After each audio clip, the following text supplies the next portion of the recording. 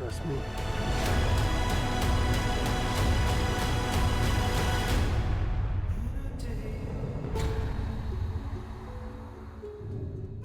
Let's go ahead and get to the first part of my stream, and that is my review for The Last of Us Episode 1, HBO's The Last of Us. Now, you know, for those that don't know, kind of the general premise of the show, it is an adaptation of the Sony video game, the PlayStation video game, chat, where it takes place in this post-apocalyptic world in which this fungus-esque parasite has taken over and decimated humanity.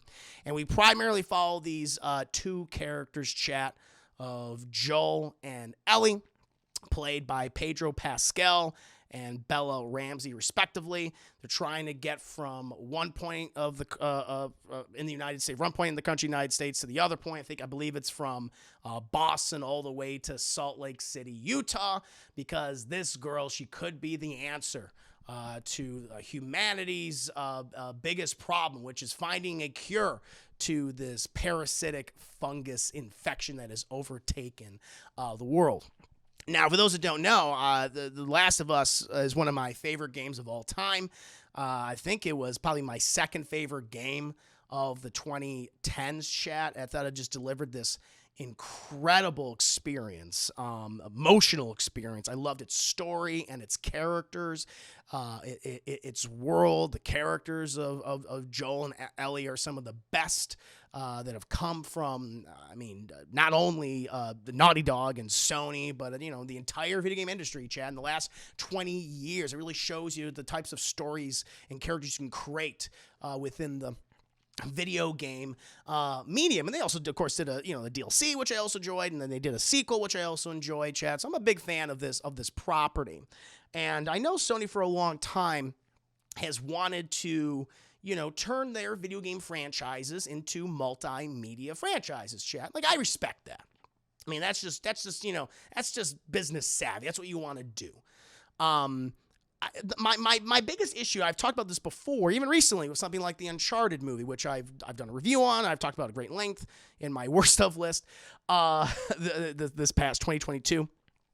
But the thing about, those games and, Uncharted and obviously specifically The Last of Us is that, these games are so cinematic. They feel like movies in which you play them. From the storytelling and the characters, the writing, it is at that level. It's as good as any other, Oscar-winning movie that came out that year or has come out, since then. And in my opinion, it's that good. Really shows you how far the video game medium has been pushed forward in great and fantastic ways. But that was also why I didn't particularly want to see this adapted. I felt like it was unnecessary, because of how good it was. It's like, it always feels like whatever attempt you're going to make is always going to feel lesser. And, case in point, look at something like Uncharted, which is lesser in every specific way possible. It didn't capture any of that cinematic feeling or the storytelling or those characters. And so I was like, yeah, I don't need this. I feel like you can, not that I'm against video game adaptations. Matter of fact, I want so many video games to be adapted, but add to them in ways in which, like, shows like Castlevania and Arcane, it's like, okay, maybe these games, they have wonderful aesthetics, interesting lore and worlds, but the story was not at the forefront, or the characters weren't at the forefront. So they added to those. And that's why I think those particular shows have been so good. And that's why I've been so worried about these adaptations of these very cinematic story, driven games. And I just didn't feel it. Not that I thought like this was gonna be like it's gonna be awful. But I just thought it's just not being made for me. It's being made, obviously it makes sense. This is being made for people who have never experienced the games before. They wouldn't experience the games because that's not a medium they indulge in. And it's not like those people would go on YouTube, and I know people said, like, oh, just go on YouTube, watch the cutscenes. Most people would not do that. Not saying that no one would. I mean, some people obviously have, and they've experienced it that way, and they really liked it. But a lot of people, like my mother, my grandmother, whoever, they wouldn't consume media in that way. And so it's being made for those people. And I respect that. It's just not being made for me. And, we had all the trailers coming out, and I thought they all looked fine. It looked decent enough. They all looked kind of like The Walking Dead. And even some of the casting announcements, like, oh, it's good. I'm a big fan of Pedro Pascal. But, I just didn't have a lot of interest in this show, going in. However, I have since seen the first episode. And I'm going to kind of give you my overall thoughts on it. I'm not going to really delve into spoilers. I don't want to spoil for those people who have not played the game or have seen this first episode. I will be making some comparisons to the video game, referencing certain events that happen in it, but not doing any big, moments that would otherwise ruin the episode for someone who has not seen, of course. But kind of get into the minutiae of it. To start positively, Chad, to start really positively, actually, I think what the series or what this first episode does right so far is that it's not afraid to be additive and expand on story beats that are already pre-existing. Some of the strongest parts of this first episode to me are in the beginning between Joel and his daughter, Sarah. They build more on that relationship and add to the tension of the coming outbreak. And there's also this is completely new that they added. This is the first thing you see, other than the obviously the opening intro, which is very well done, a great little cinematic. There's a great intro of John Hannah, the actor John Hannah, which you probably best know him. He played the comic relief in the Mummy films of Brendan Fraser. He was like, oh my God, he's back. He just looks so much older. I hadn't seen him in so long. But he plays this scientist who discusses fungi and its potential cause, like a parasitic, fungi pandemic. I think it's a nice mini 1960s period because it's take place like 1968 or something. I was like, oh, that's kind of interesting. It explains the basic premise of the infection for those that are just unfamiliar with it. And without, thankfully, giving, too much away. I'm like, I really like that. That was kind of good. Actually, not kind of good. It was very good. I liked how subtle it was of introducing the whole concept to people. It didn't feel like it was being spoon-fed. It didn't feel exposition heavy. I kind of liked the setting. I felt like it was like, oh, this is a nice little prologue, if you will, what we see later on. And I think the first half of this episode, certainly the first, third and however long, is definitely the strongest part, and it's the most emotional. I think they use their budget very well, and the performances really shine here, especially Pedro Pascal, who plays Joel Miller, and Nico Parker, who plays his daughter, Sarah Miller. I thought they were great. I think there was instantaneous chemistry. I love their dynamic chat, even when they're having breakfast together. Just the back and forth. It was enough. It was enough like sarcasm, but love and wholesome moments. It was all just mixed together. And even there's things that they add to this. To the original opening of the game, where we kind of see it's the day before the big outbreak, before everything goes crazy. And we see Joel and Sarah's interactions with their elderly neighbors. And we see this great buildup of tension of okay, clearly something is going on right now. We don't know. And they have these great little kind of horror bits of tension. I was like, ooh, I thought that was really, really cool. It's okay, we all I know what's going to happen, but I like how they're adding to it. And it's it's this mystery that we're already aware of, but these characters don't know it yet. And I like how it's building on everything. It just kept, making me feel anxious throughout until finally it explodes in great fashion.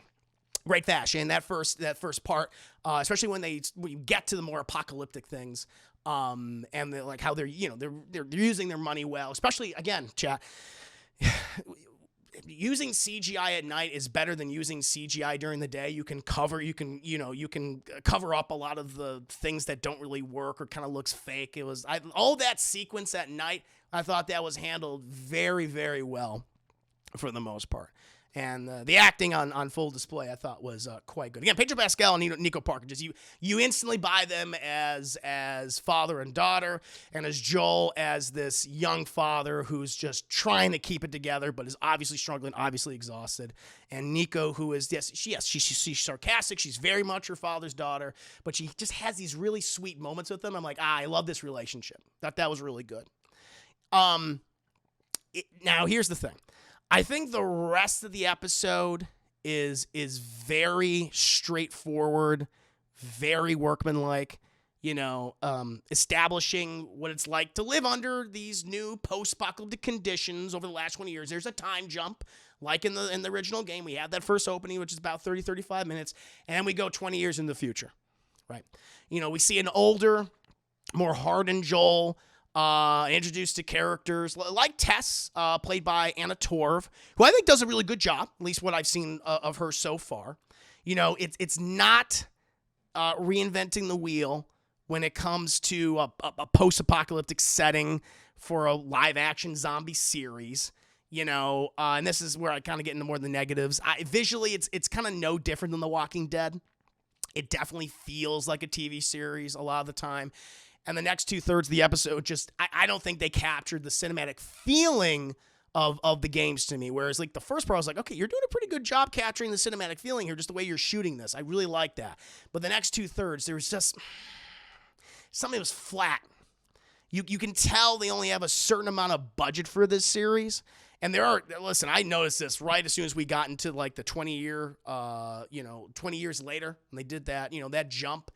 They have they have several wide shots that are obviously CGI of a CGI landscape, and it makes it just feel really cheap in multiple places. Like, oh, yeah, I just don't like it. And it's in broad daylight. I'm just like, yeah, this is not good.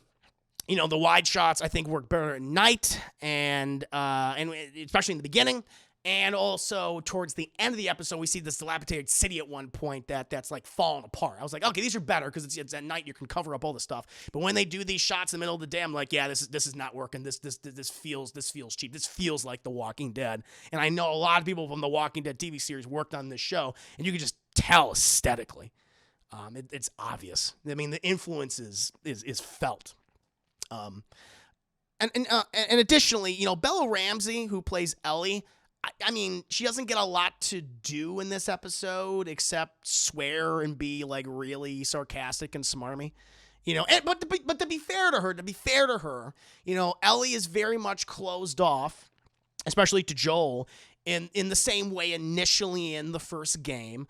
So they don't really have a lot for her to do here. And, I want to see more episodes to get like a better sense of her performance. It's just she's just kind of there, and she's just like, meh, and I'm like, okay, that's really it. Overall, I like a lot of the new stuff that they're adding to this show. Because it's like I've never seen this before, and it's like, oh, it's expanding on stuff that I liked previously, and just giving it more context. Like, oh, this is really cool. Okay, I like this, and I think Pedro Pascal's performance.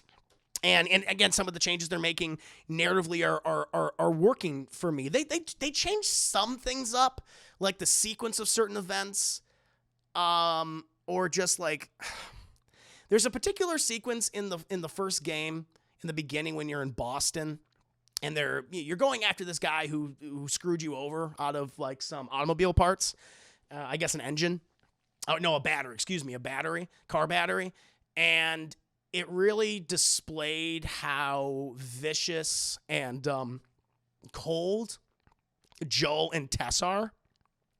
But that plays out a lot differently in the show. And it kind of, I don't know, it's almost like the show doesn't want to make them too cold and menacing initially. Whereas in the game, it's like, oh, goddamn.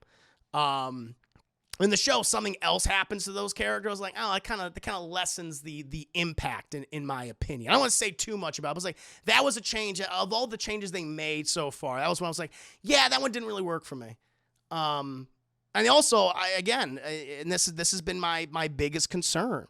It's missing that cinematic feeling that the games have. There are many moments where the aesthetic the sets, the stages, they appear cheap. It's like, I know we're on a soundstage right now.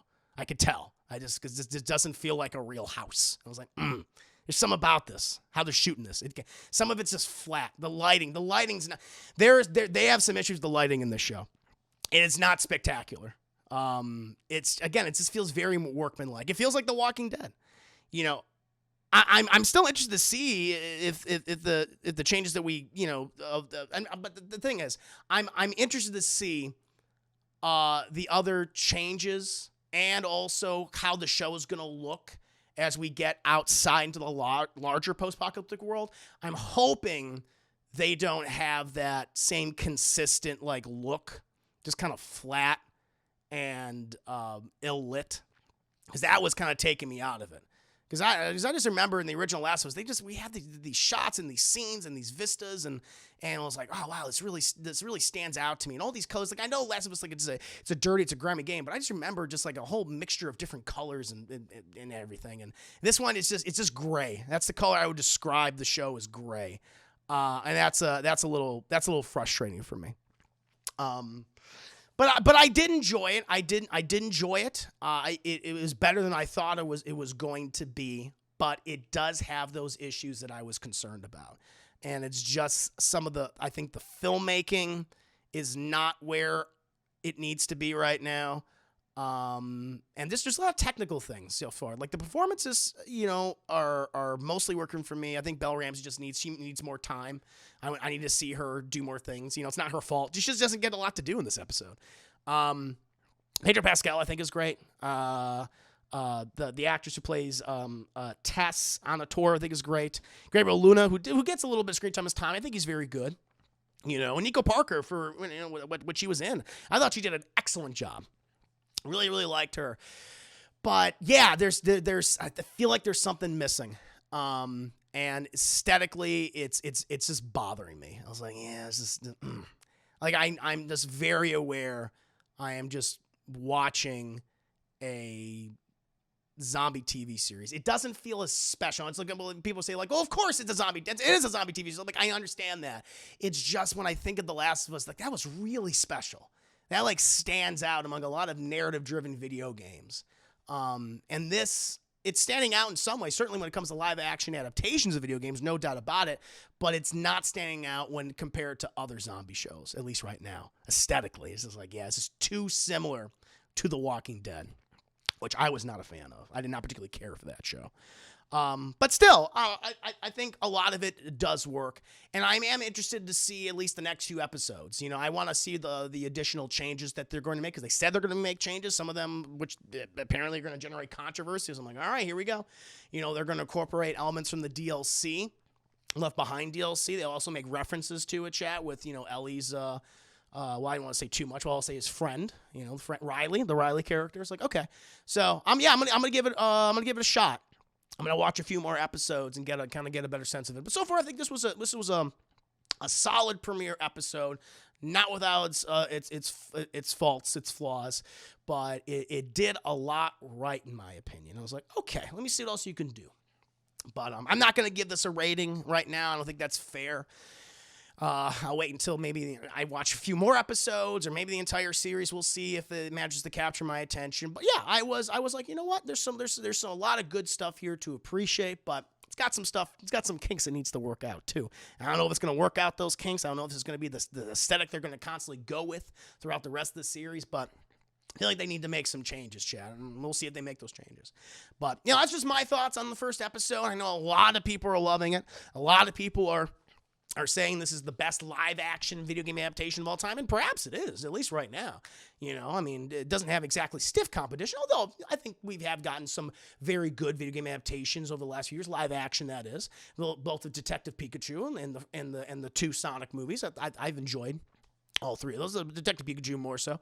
But yeah, I'm curious what you guys have to say. What do you think about the first episode of HBO's The Last of Us?